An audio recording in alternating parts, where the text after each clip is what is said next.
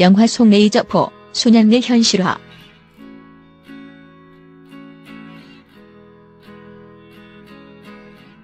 (2022년) 목표 규모 줄이고 출력 높여야.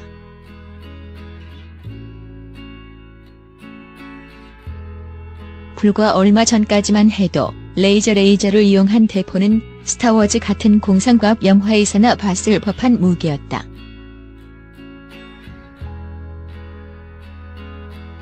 그러나 이제는 개발을 넘어 실전 배치 단계로까지 무기화 작업이 진행되고 있다.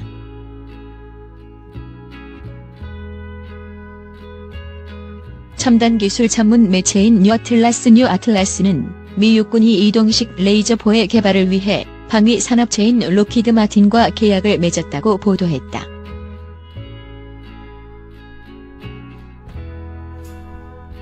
뉴아틀라스 기사에 따르면 최근 개발 중인 레이저포는 무거운 중량으로 인해 바닥에 고정해서 써야만 했던 과거와 달리 트럭 위에 설치가 가능해 이동성이 한층 강화됐다. 차세대 트럭에 레이저포를 탑재한 형태.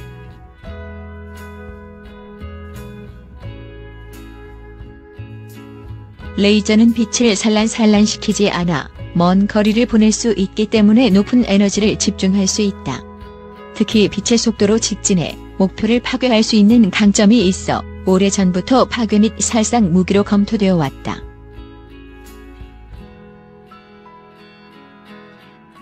하지만 레이저를 활용한 무기는 처음 생각과는 달리 치명적인 단점이 존재했다. 바로 발사 시스템의 크기였다. 불과 수 킬로미터 정도의 거리에 위치한 목표물을 레이저로 명중시키기 위해서는 집체보다도 더 큰 장치가 필요했던 것.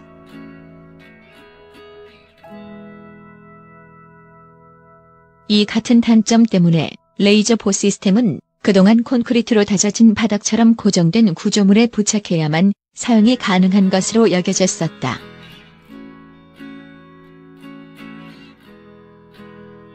그러나 미 육군이 100kW급 이동식 레이저포 개발을 위해 최근 록히드 마틴과 맺은 계약을 살펴보면 탱크처럼 자유자재로 이동하며 레이저를 쏘는 모습을 볼 수 있는 날도 멀지 않아 보인다.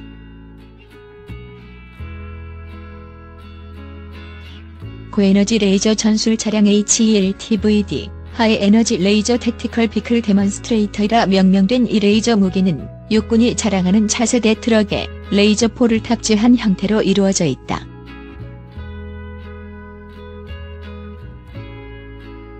HELTVD 시스템에 대한 상세한 재원은 알려지지 않았다.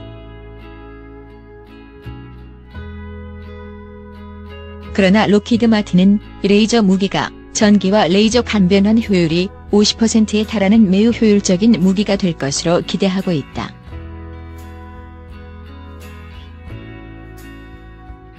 이와 관련해 미 육군 관계자는 HELTVD 시스템은 현재 미 국방부가 파괴용 레이저 무기 개발 프로그램의 일환으로 진행하고 있는 프로젝트라고 밝혔다.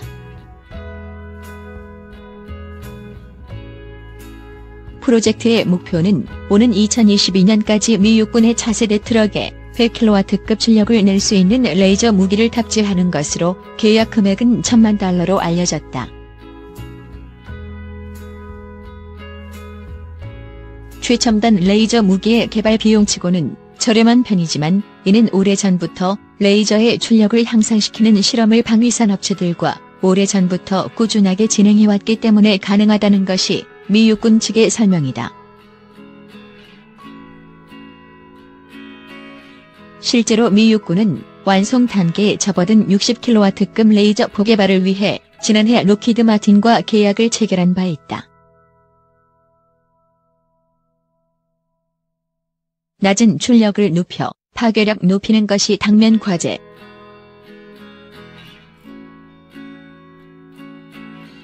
레이저포를 트럭에 얻는 시스템의 핵심 목표는 이동성 확보다. 따라서 레이저를 발사하는 시스템의 규모를 지금보다 더 축소하는 것이 필요하다. 이에 대해 현재 록히드 마틴과 공동으로 레이저포를 개발하고 있는 다이너틱스의 관계자는 시스템 규모를 줄이는 것이 기술적으로는 가능하지만 문제는 레이저 출력을 더 높여야 한다는 데 있다라고 밝혔다.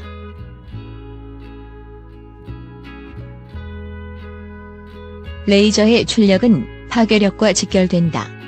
개발 목표인 100kW급도 사실 적의 탄도미사일이나 전투기를 공격하기에는 충분치 않은 출력이다. 미 육군의 고민도 이 같은 레이저포의 낮은 파괴력에 있다.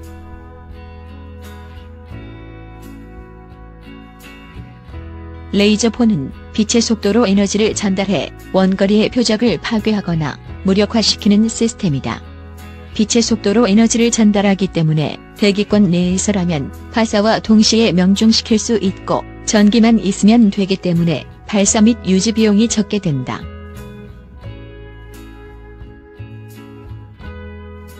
반면에 비슷한 크기나 가격의 재래식 화학 무기에 비해 파괴력은 매우 낮은 편이다.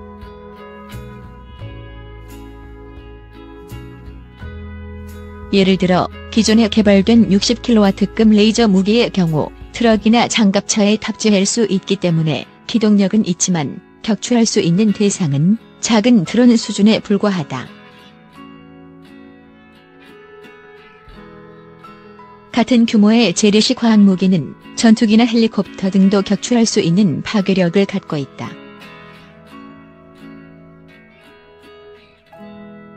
따라서 유지 비용은 재래식 화학 무기에 비해 저렴하지만 제작 비용이 훨씬 비싸고 규모도 클 수밖에 없는 레이저포로서는 출력을 높여 파괴력을 높이는 것만이 유일한 대안이 될 수밖에 없다.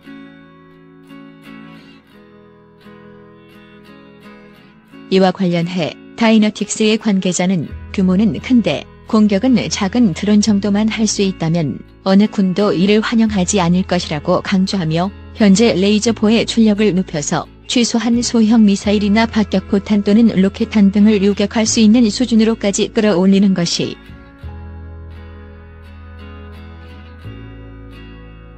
한편 록히드 마틴은 미 해군과도 레이저포 개발을 진행하고 있다. 헬리오스라는 이름의 이 레이저포는 최대 150kW급의 출력을 낼 수 있는 레이저 무기로 오는 2020년까지 프로토타입의 레이저포 이문을 개발하는 것을 목표로 하고 있다.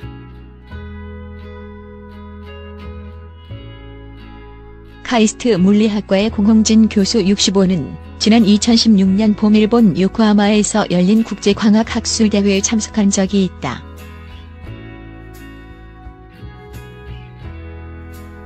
그가 수십 년 넘게 연구한 레이저에 대한 연구 결과를 발표하자 낯선 미국인 한 명이 다가왔다. 동경에 근무하는 미 공군 연구소의 아시아 담당관이었다.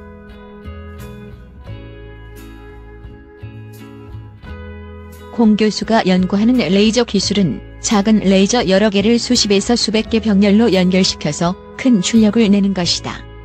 이는 레이저 핵융합의 핵심인 레이저 드라이버를 개발하는 데 매우 중요한 부분을 차지한다.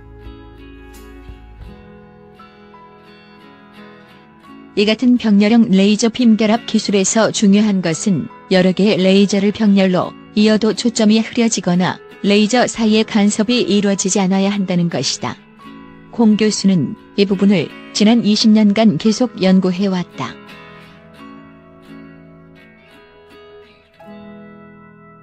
일본에서 공 교수에게 접근했던 미 공군 연구소 담당관은 당시 이 첨단 과학에 대해 무지한 상태였다. 그러나 그는 공 교수의 연구 내용에 큰 흥미를 느끼고 2년 지원을 약속했다.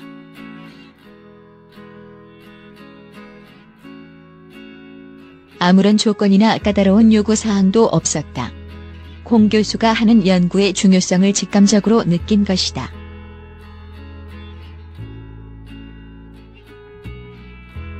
이 년간의 미 공군 연구비 지원이 마무리될 즈음 미 공군의 후임 담당관이 직접 카이스트를 방문해 연구 진척도를 확인했다. 그리고 3년간의 추가 지원을 약속했다. 연간 연구비 규모는 2배로 늘었다.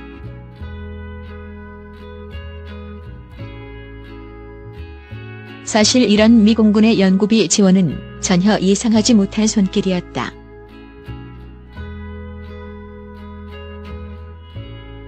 당장 돈이 안 되는 물리학자의 기초 연구에 우리나라에서는 아무도 관심을 기울이지 않는다.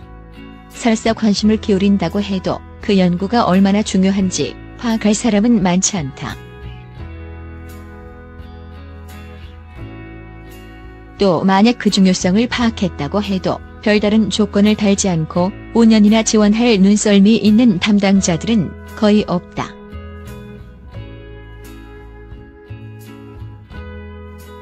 공 교수는 해외에 기술 발표를 하러 가면 과학 전문 공무원들이 꼼꼼하게 와서 메모하면서 경청하는 것이 기본이다. 우리나라에서는 이런 역할을 담당할 사람들이 매우 부족하다라고 말했다.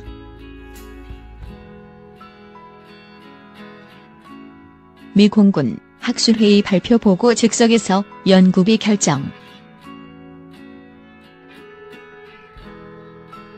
그렇다면 공 교수의 연구에는 어떤 특별한 것이 있을까? 이를 알기 위해서는 핵융합 반응을 먼저 알아야 한다. 수소폭탄을 만드는 원리인 핵융합 반응은 핵분열 반응을 이용한 원자폭탄보다 훨씬 거대한 출력을 내면서도 방사능 오염은 무시할 만큼 적어 안전성도 높다. 게다가 주원료인 중수소가 무제한으로 많다는 장점을 가지고 있어서 미래의 이상적인 에너지원으로 알려져 있다.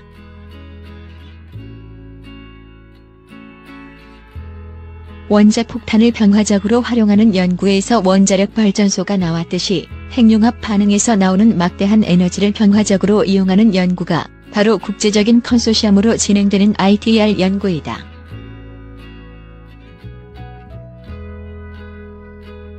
그런데 태양이 빛과 열을 내는 원리인 핵융합이 일어나려면 최소한 1억 도씨의 높은 온도가 나와야 한다.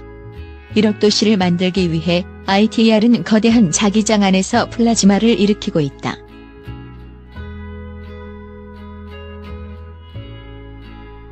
자기장 핵융합로 다음으로 나온 방안이 초고출력 레이저를 이용한 핵융합이다. 공 교수의 연구도 이와 큰 관련이 있다.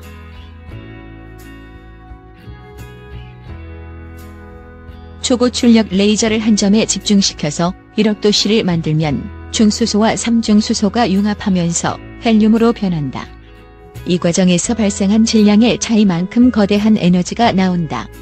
여기에 적용되는 공식이 바로 그 유명한 엠크인 것이다.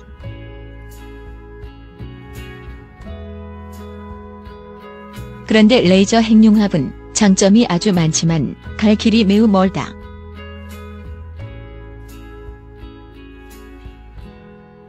(4mJ)메가줄이라는 어마어마한 광에너지를 가진 레이저 광선이 1초에 10회 이상 터져 나와야 한다.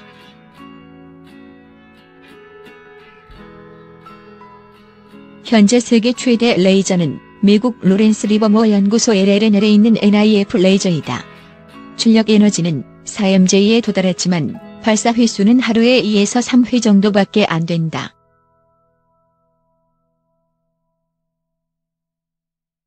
NIF는 20kJ의 레이저 모듈 192개를 연결해서 4mJ를 내도록 설계됐다.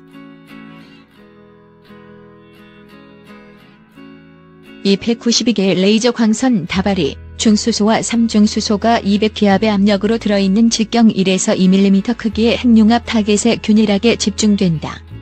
이때 비로소 타겟의 온도가 1억 도씨 이상 올라갈 수 있다.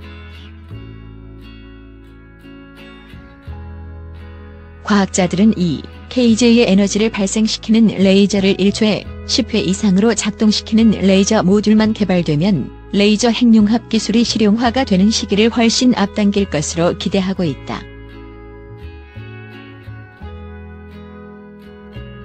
때문에 이 레이저 기술을 개발하려고 전 세계의 과학자들이 연구에 매진하고 있다. 그 중에서 공 교수가 하는 연구는 반복률이 10Hz이면서 출력 에너지가 100J 이상의 작은 레이저를 여러 개 병렬로 결합 20kJ의 출력을 얻는 레이저 모듈을 완성시키는 기술이다.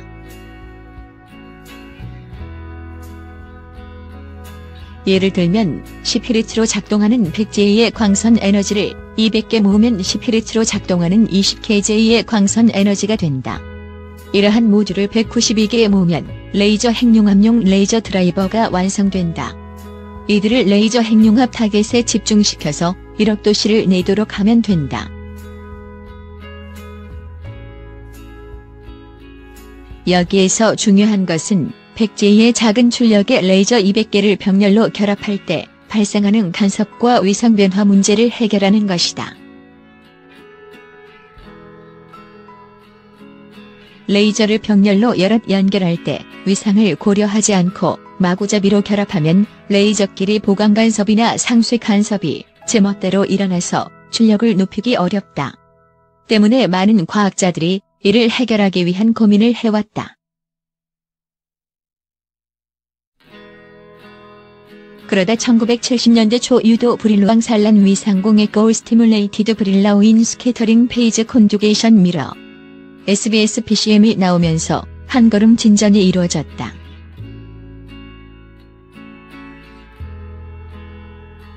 위상공의 거울은 빛을 원래 모습 그대로 반사시킬 수 있는 거울이다. 거울에 입사된 빛이 거쳐온 과거의 모습을 되살려 보여주기에 시각역행 거울로도 불린다. 레이저를 이 위상공의 거울에 반사시키면 화면 왜곡이 상쇄되는 매우 특이한 성능을 발휘하므로 전 세계 레이저 연구자들의 큰 환영을 받았다. 그러나 또 다른 난관이 닥쳤다. 화면 왜곡은 사라졌지만 이 방식은 위상이 제 마음대로 정해져 버린다.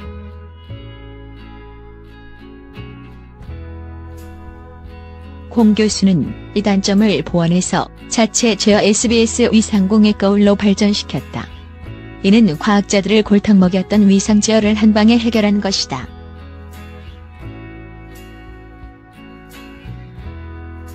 SBS PCM은 고압기체, 액체, 고체, 플라즈마 등 여러 가지 상태의 재료를 바탕으로 만들 수 있다. 공 교수는 이 중 액체를 선택했다. 고압기체는 부피가 크고 고체는 손상을 입기 쉬우며 플라즈마는 간단하지 않다. 반면 액체는 손상을 먹어도 자체적으로 회복되는 성질을 가지고 있다. 공 교수는 본인의 아이디어가 저출력에서 완벽하게 작동되는 것을 실험적으로 증명했다. 과학자들은 공 교수의 방식이 KW급에서도 완벽하게 작동하기를 간절히 기대하고 있다.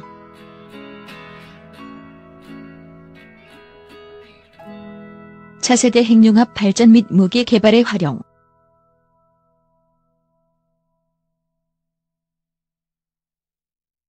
(3년) 전 공 교수의 연구실에서는 KW급의 레이저를 완성해 자체 실험을 했다. 그랬더니 자체 제어 SBS 위상공의 거울에 사용한 액체 거울에서 액체의 대류 현상이 일어났다. 다행히 그 원인이 오래 밝혀졌다. 액체 거울의 매질로 사용한 액체 불화수소 계열에 들어있는 불순물이 주원인이었다. 이 불순물을 11,000 이하로 대폭 낮출 수 있다면 목표에 한 발자국 더 가까워질 것이다.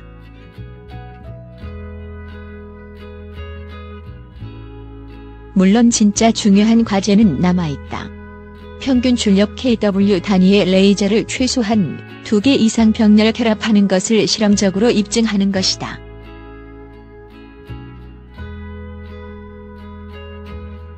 공 교수에 따르면 2개 이상만 성공적으로 결합하면 그 이상 개수를 늘리는 데 이론적 한계는 없다. 이는 수백 개를 병렬로 연결해 가공할 위력을 가진 레이저 탄생이 가능하다는 뜻이다. 공 교수는 그것이 가능하다는 사실이 실험적으로 입증이 되기만 하면 에너지 개발과 레이저 무기 개발에 엄청난 변화가 예상된다고 말했다.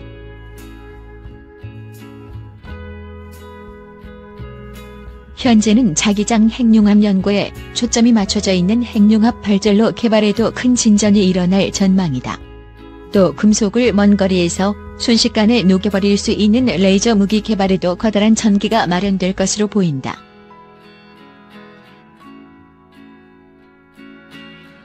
죽을 고비 2번 넘긴 과학자의 소명.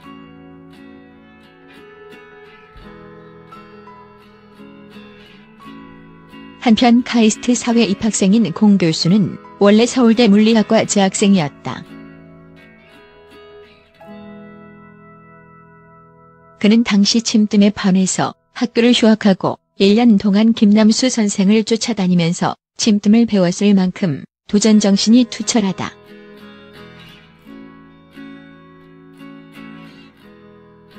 그런 그가 일생의 도전 과제로 삼은 것이 레이저다. 공 교수는 1994년에 우리나라에서는 처음으로 1.5 DW의 출력을 가진 신명 레이저를 개발했다. 2015년에는 이보다 훨씬 평균 출력이 높은 금강 레이저를 개발했다.